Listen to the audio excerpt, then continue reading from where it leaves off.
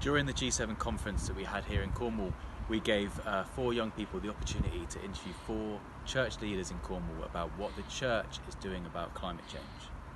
After we put this video together, we realised that actually we were missing a major part here, and that was actually for us to interview the young people, the future of our world, about what they want to see the church doing about climate change. Because really, they are the future of the church. They are the future of this place, and I believe it is in good hands.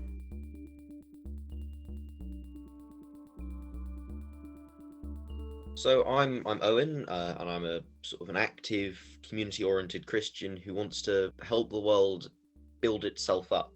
And this is fueled a lot by faith, and faith has continued to fuel my care for the environment as well, because it has helped me to realise that God's not just in a specific place like a church, but also around the whole world in everything that we see. I'm Davina. I'm a student at the University of Exeter, but their Cornish campus. I study English and environmental science, and I've sort of been involved in like climate justice campaigns with a couple of like Christian organisations, so the Young Christian Climate Network and also Christian Aid's Prophetic Activists scheme. Or like when I read the Bible, like things just jump out to me as like, oh wait, this can apply to like the environment, or like caring for the environment. Like in creation, when God's like steward the earth, yeah, we have a responsibility to take care of the earth's resources and everything, but also the like human aspect of it, like caring for the environment also means caring for our neighbor, and loving our neighbor well means caring for the environment.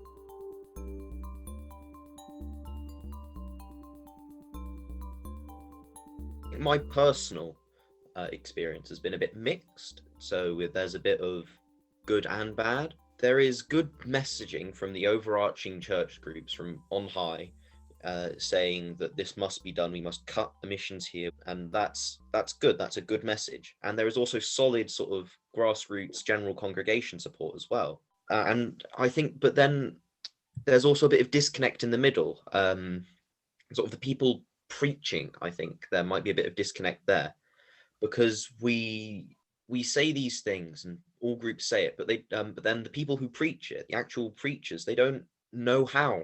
I think that might be a big problem. But I think the good sign of hope, for me in particular, we actually have more of these grassroots people stepping forward who are educated in this kind of thing, and actually going and educating the preachers and actually preaching themselves. So it's actually that, and it makes the preaching to the congregation more effective and more good for creation care, because then everybody's understanding it more and how it relates to the Bible.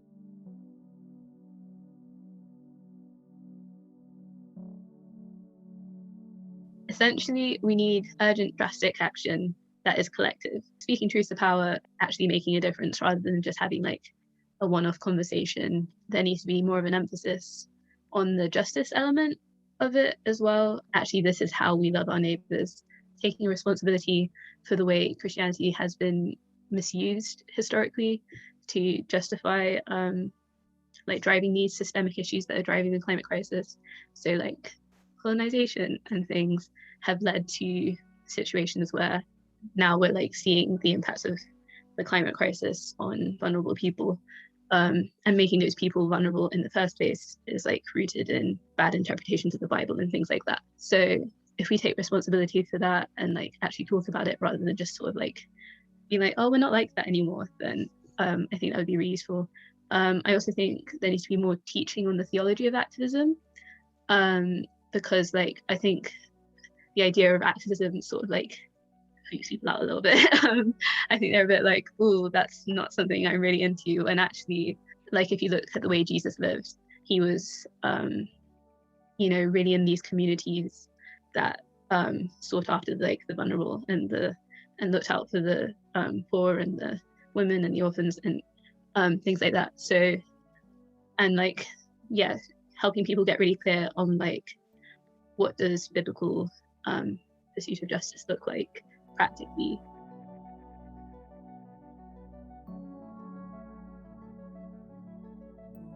I think young people want to engage in a constructive conversation in a way that would support them and develop them as people. And so we should be trying to understand what they think is the right way to go forwards, as well as what we think, so that they think that they can just talk to us at any point, so that they know that we are actually here to listen. that we're not just doing this as a little bit of a publicity stint, that they know that we are here to listen, we are here to work with them. I think that that's how we should approach getting young people involved in creation care and the climate crisis.